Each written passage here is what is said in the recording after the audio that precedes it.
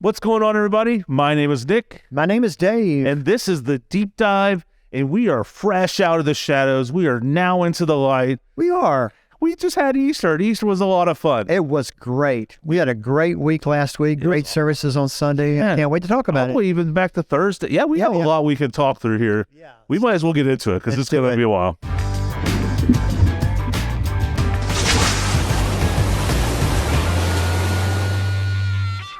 Easter has come and it's gone, and now we're looking to Christmas, I guess, probably. But well, no, we got we got a lot of Sundays, a lot of ministry to do. We got some stuff coming up here. Absolutely.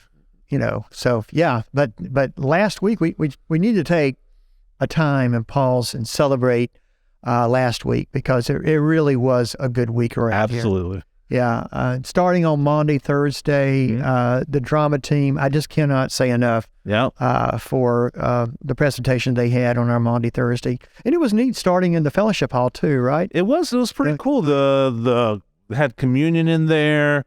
Yeah. Shout out to the team who cooked and made some good soups for us. And it was good. It was good to kind of like be in community together, do that part of worship together, and then kind of walk into worship. And you're right.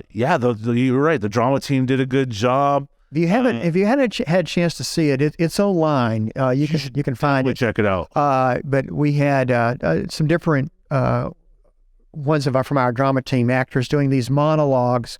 It was called Ordinary Sinners, and it really, I think, it just made it relatable. Yeah. I think each story I could relate to at some certain point. Right. There was definitely like parts where I was like, oh, that's kind of me. Like I could definitely have been in that. Actually a funny thing is Sarah just did her acting debut. Right. For the church, at least. Yeah. Did a good job. Well, my acting debut also came as playing a pastoral role. I was like, these youth pastors, we're getting typecasted. Something about that, but she did an amazing job. Yeah, but the favorite part to me was the book slam. Were you scared everybody in the sanctuary? I did. But you did warn them. I did. So there's going to be a loud sound. There's going to be a loud something. Yeah. I've told you this, but I was just sitting to the side, and it didn't really scare me when it happened. What scared me was the giant cloud of dust that popped into your face right after. Yeah, I'm not sure what that says about it. You looked like you had a tan right after. No, play it. It was something, but anyway. So if you haven't seen it, you're confused and curious. So go check it out. Go watch our Monday Thursday service, and then we got into all the staff texting over what are we going to do about Sunday with all the rain that we had on Saturday. Yeah, I had quite a thread going just to make sure we're making the right call, that nobody got all their nice Easter dresses and attire all muddy, but also wanted to make sure we could do as much as we could for the community in the area. So. Right. So but it turned out it quit raining. It was cold, but it quit raining about 6:00 on Saturday night, and so. It was windy enough, and it was still cold and damp for our sunrise service, but too cold and damp for the Easter egg hunt, so that got moved inside, and that turned out to be a win as well. So quite a fun. It was kind of like almost like one of our small family events, kind of right in the middle of Easter Sunday, which I think one of the core elements of Easter is us being together and stuff like that. So it was kind of cool to watch families and. It was. We had great attendance. Two regular services, one at 9 and 11. We've been doing the one combined at 10:00. And I have to be honest. When we were driving up here, I said, Teresa, I wonder if we should have just stay with the one service. And I know it'd be really, really full, but I'm not sure we could have gotten everybody. I don't think we could have gotten everybody in. To one service. It would have been a great problem either way, but it worked out. And that's what's important. And. So, but the sunrise, I thought you and John did a great job down there, and really kind of nailed the timing, honestly. I mean, right as pretty much it was done, the sun was we worked peaking over. We started a little bit late to make it happen. So that all worked out. Well, let's talk about the sermon. Yeah, this is the deep dive on that. And so I think we kind of referred to this last week as well as we were talking about Palm Sunday. And, there's 4 Gospels. And, of course, the Palm Sunday and then, of course, a lot of the Holy Week stuff, but certainly the betrayal and the crucifixion and all of that and the resurrection are in all 4 Gospels. But each of the Gospels tell them a little bit different or include some details. Let me put it that way. It's all, Jesus rising from the dead. They don't tell that differently. But the details are a little bit different. And I think sometimes in our thinking, we have this tendency to sort of meld them all together and try to make a timeline of events. And I have found recently in the last few years that I think the best way to read the Gospels is just to take the story and just what the story is telling, in that Gospel and try to encounter it from those eyes. Yeah. And so in Matthew's Gospel, well, it's interesting because I used John at the sunrise service. Right. And so there you just have Mary going to the tomb. But so you have the 2 Marys, Mary Magdalene and Mary, Mary and Martha. Yes. The 2 Marys that are going to the tomb in that story, and there's an earthquake, and the tomb is opened, and they had guards there, and the guards are like dead men, and then the angel comes and appears to them, and tells them, "Don't be afraid." Yeah, don't be afraid. Oh, the classic angel. There's a lot don't be afraid. There's a lot of not being afraid, do not fear. Yeah. In that telling of the story. And so, but anyway, they give a message, that he is risen, and to go and tell the disciples that he's risen from the grave. But on the way, they see Jesus, and he tells them, "Don't be afraid." Right. But his instruction is to tell the disciples to go to Galilee, and there he will see them. And so, we don't have that stuff where he appears later in the day and then appears a week later to John. And maybe it happened that way, but the way Matthew tells it, he's telling it from a different perspective. Also, since he's talking to Jewish people, there's a lot of stuff on mountains, right? Because Moses is on the mountains. He's trying to make that parallel to that audience. And so it goes immediately to them going to the Galilee, to the mountain, to where they see Jesus. And so, I made the point in the sermon that, can you imagine, though, that walk that they had, the faith that it must have taken, those 11 to walk to Galilee. 40 miles up to Galilee, and what their conversation might have been like as they're going, after the trauma of the week that they'd gone through, of seeing their friend, the Messiah crucified, and then this news that you hope is true, but it's just too good to be true, but yet you hope it's true, and going with that anticipation, as I think about where I would have been, it might have, I would hope to think that I had faith, but, would also, you kind of sometimes, with these things that seem too good to be true, you're sort of setting yourself up for disappointment. Yeah. Right. Yeah. And if I were honest, I think I would have enough faith to make the walk. Right. Yeah, me too. I think I would be kind of along the way, this just doesn't happen all the time. So how do I know for sure it's happening this time? Yeah. I heard the stories, but this one feels a little even more. Well, right. Well, he had talked about. No. Yeah, he had talked about it. So maybe those things were lining up and coming together. Well, yeah, he did predict this. He did say this. Yeah, I kind of imagine along the whole conversation, the whole line of conversation, you have some of these people kind of talking through. Maybe their moments of I'm not so sure, and a couple of them got being there hey, this is what he said. We have to make this happen. We have to go see for ourselves. You know what I mean? And so anyway, they get to the Galilee, and Jesus appears to them, and so it's interesting the way the text reads. I spent a good bit of this on the sermon on Sunday, is that it says that, they saw him and they worshiped him, but some doubted. Yeah. And so, look, he's right here. He's right there. You saw him die. Yeah, but some doubted. And so I made the joke that, like, if I was editing the Bible, if I was like I think I would have left that part out. Yeah. It's like I would, you want to make it strong. Everybody saw and they believed and they were, but in the aftermath of it all, there is this gift that comes, that even though they were seeing the resurrected Christ, that there was some doubts. Yeah. Some of the folks, some people believe strongly, and some of those might have still, I mean, what is this that we just experienced? And I think that it kind of points to us in worship and the importance of community worship, because there are times that I've come to worship, even as a preacher, when, man, my faith is strong and I am ready to bring the word.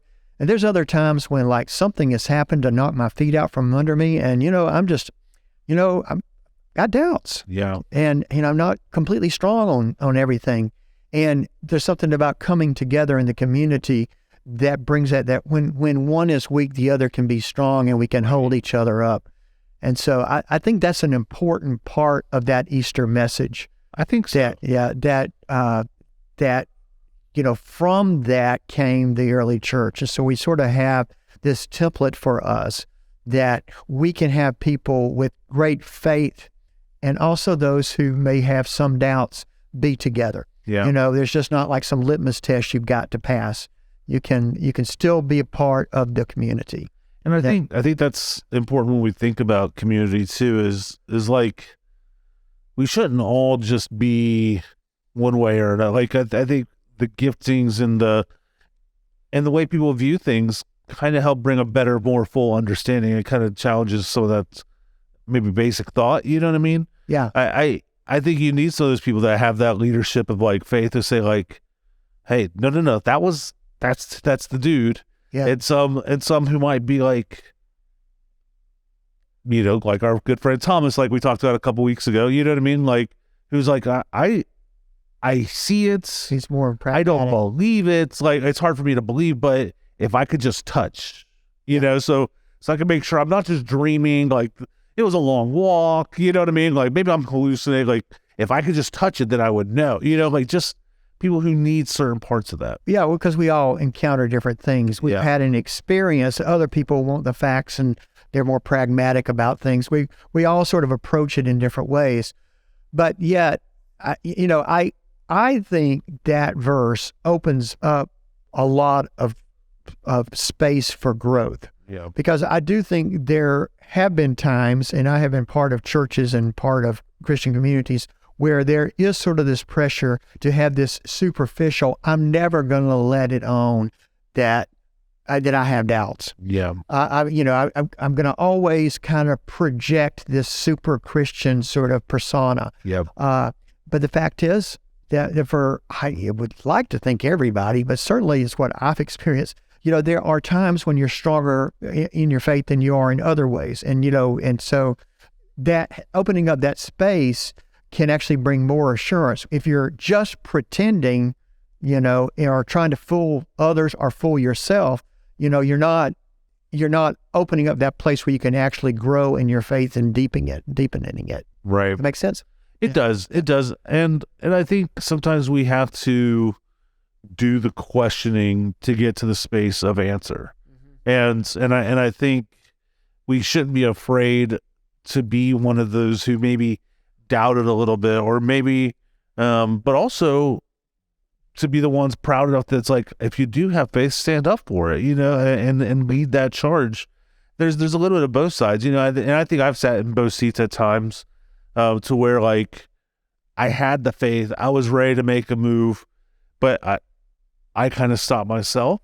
Yeah. But then also the times where I was doubting, and I was kind of like, well, I don't know that I should try it. Like, I put the blockades in front of me to keep kind of following and seeking after the faith. I think that's why we need each other. Yeah. And I think that's why we need this sort of transparency in the church and authenticity. Yeah. Authenticity is probably a better word. Yeah. But authenticity in the church, to be able to speak the truth of where we are, and to accept people where they are. Yeah. As they are, And from there, I think God and the Holy Spirit can do incredible things. I can't tell you how liberating it can be to be in a space where somebody expresses a similar doubt or frustration, or like I think of recently, we were doing a small group with the Practicing the Way, and we were talking as parents about this idea of Sabbath, and talking about how hard it is to get our kids behind the idea of Sabbath, which is making it hard for us to Sabbath. And during the week, like, just to be open and honest, like, there were times where me and Rachel would be like, we're really bad at this. How are we going to lead this class full of people who are looking to us to give them the answers when, we have a hard time setting aside a time and stuff like that. And it kind of relates back to this, because it's like, I need somebody to that can understand where I'm at and stuff, that can pour into me in the space that, like, that speaks directly to my situation, in that space, hearing them go. And I was like, okay, I'm not the world's worst. You know what I mean? Like, I'm not a hypocrite. Like, it's just, this is a hard thing to navigate through. And I'm happy I have a community I can navigate that with. Right. Yeah. That's why that experience part of it, of the community, is so important. Right. And it doesn't mean that you stop trying just because it was hard. Right. And I don't want to give that point. Feel like people have people think that I'm making that point. Right. We should be seeking faith. Yeah. But we have scripture, tradition, reason, and experience to rely on. And so, sometimes if our experience too often needs to be the caboose, not the engine driving the train. Yeah. Does that make sense? And so if we're feeling doubt, then, then all those other things, but like, we can then, I think the better way of doing it is, as experiences are great, and we're human beings, we're created with, and we need them, but we can lean back on those traditions, and the reason, and looking at, of course, the Bible, and our faith tradition. And so when we're having struggle with what has been the church's teaching on this, and what are some things that I can read about that and hear other people's stories around that. Yeah. And then you can also, like, with reason, look at it from what is reasonable. And I think, if you put like something like the resurrection or any aspect of faith, you can study it from your intellect, and look at the reason, and then the experience. Hope this is making sense. What will come? Yeah. But those four things, I think, working in consort together can really, I think, help us through those times of doubt. Sure. But it's also interesting because he called all of them together. Right. He could have just shown up in everybody's houses, or right where they were at, and gone, surprise, here I am. Yeah. You know what I mean, or whatever. But I think he wanted to bring them together because whatever potential doubts or ultra like faith things that were going to happen there, he wanted it to happen as a community, as a group, because he knew that group and that community is what it was going to take to continue to make it go further. You know what I mean? Yeah. And I think, to me, that's one thing we take away from Easter, is the celebration of obviously what had happened. But now it's like, oh man, Jesus did what he said he was going to do, which means all this other stuff is true, which means I need to share this with people who need to know this. Right. And now I have not an army, but like, I have people with me who are going to help me in my doubts and my hardships, but we're going to continue to spread that faith. We're going to continue to share that faith forward and not just hold it to our Sunday morning's worship. Right. And that's probably a good segue for like where we find the resurrection today, where we see that hope and what it takes. And so, I'd use the experience of, like, as a musician myself, if just trying to imagine like a lot of notes just making noise, just banging on the piano, all the pieces like that. And like having the experience of Christ that's come into our life, that's given us a song that we can sing, and has given us that hope that comes through with a beautiful song to be sung out of all that mess of life and all the hardship and heartache and, all the death and obstacles that might be thrown in front of us. And so I used a story of a documentary that I had watched, and I guess maybe we can put the link to that on here. It's actually on my Facebook page as well. Okay. But it's a documentary that Teresa and I watched called Landfill Harmonic. And it happened in Paraguay. This man went into this very, very, very impoverished community that basically they worked and lived amongst a huge landfill.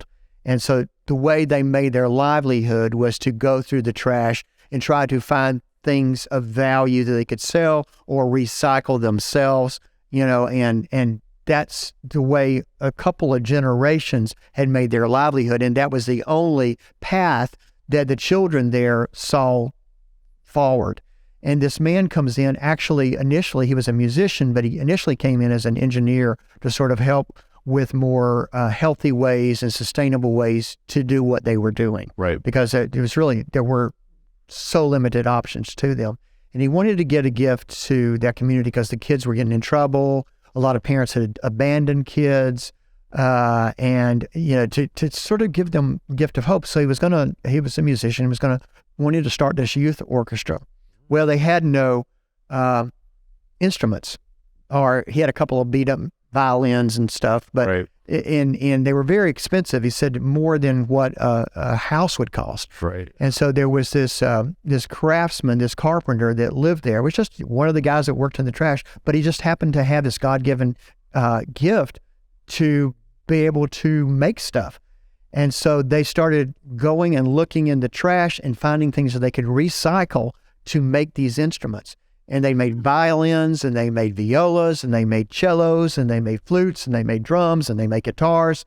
And he taught them music and started an orchestra, and they were incredibly talented, the gifts. And so I Google it, Landfill Harmonic, and if nothing else, just watch the trailer because you'll get an idea from it. And it's readily available on YouTube, and you can watch the whole documentary for free on some of the streaming services. Cool. But it is a story of hope and how that was a resurrection that kind of happened in that community. And I was reading Sunday afternoon as I was trying to set up the links to put on my Facebook page so people could watch it, about because it's been 4 or 5 years since the documentary, and some of those kids a lot of them have gone on to college, a lot of them have gone on to not just in music, but in other kinds of fields as well, it just took this one bit of faith and this one vision to come into this incredibly desperate place. And the guy who was the leader and the director of this youth orchestra said, "The world sends us its trash, we send back music." And to me, when I heard that phrase the first time I watched the documentary, I said, "Man, that is an Easter illustration right there. That will preach." Because that is the resurrection. Yeah. That is the message of hope that we have, that whatever this world might throw our way, that God can remake it and send back a beautiful song, beautiful music to us. Yeah. Yeah, I mean, really, that very well articulates even our vision, of empowering hope, joy, and purpose. Right. Is whatever walks through is to empower that hope and that joy to help them find this purpose in their life. And that's such a cool, like you said, illustration and story, and something we should be about for sure. Yeah, we have so much here, and so sometimes it's not as, it seems kind of ambiguous of, how do we empower hope, joy, and purpose in people that have so much, and so much, because that is was a very desperate situation. Yeah. But it's no different here. Yeah. We have broken families, we have broken lives, we have, all sorts of, just this week, we've had another mass shooting yesterday. There was a school shooting last week. We spent some time in our staff meeting kind of talking around that. This world is broken and desperately needs the good news of the gospel and the redemption that comes in Jesus Christ and the whole message of the cross and the salvation that can come from it. Absolutely. Well, Dave, great. It was a great Easter season. A lot of hard work went into that from a lot of people. So thank you. If you had any part in anything, whether it was cleaning a dish or prepping a communion or showing up and lighting a fire, you know what I mean? There's a lot that happened, and so thank you to all those people who helped use their gifts to glorify God on that day. And yes, thank you. But we're about to jump into a new season. Do you have any kind of preview that you want to hit with this, or? Yeah, we're coming up on 2 or 3 very special weeks here. Don't want to give it all away, but I will say I'm preaching this Sunday, and we're starting a new small group series. Yep. Well, our grow group series on prayer. Yep. The practice of prayer, and so I'm preaching on that this Sunday. Right. And so then we're doing that, and we've got a couple of other things that are coming up in the next week that are going to be very special, including our Fresh Expressions Day, which is going to be the 5th Sunday, the last Sunday of the month. Right. Heather Jallad's going to be with us, and that'll be a lot of fun. Learn some things. And if you don't know anything about Fresh Expressions, just like a quick teaser, because we'd really love you to circle that day on a calendar and try to make some space that morning or that afternoon to just spend a little bit of time with us. Fresh Expressions is a way to creatively meet people where they're at and show them Jesus. There have been people who've done it by starting dinner groups. There have been people who have done it by, probably anything, gardening and stuff like that, like common trends and places where you would naturally be going anyway. Is how to bring Jesus into those spaces as a fresh expression of what church could look like. That church as we know it right now might not be the only church that needs to be out and about. So is that a quick summary? I think so. We're just going to save it, and we'll probably do a deep dive on this eventually too. But we'd love to have you there. Heather is a very captivating, charismatic speaker, and we had several of us that went to a workshop that she helped lead last fall, was it? Yep. Yeah, and our takeaway from it was we wanted her to come here and to present this to the whole church, because this is something that the whole church really needs to buy into and be a part of. And I think it can make a huge difference in our outreach. And we talked about our mission and vision of empowering hope, joy, and purpose. I think this can go a long way for helping us to create those spaces to do that. So a lot of cool stuff coming up with prayer, with that, and we're just excited about what's going on, and hope you are too. And again, we always thank you for being here and watching and giving us some time. And if you have any questions for us, feel free to drop them in the comments and the email, deepdive@hickoryflat.org. And without further ado, do you have anything else to add? That's it. All right. Bless. Y'all take care.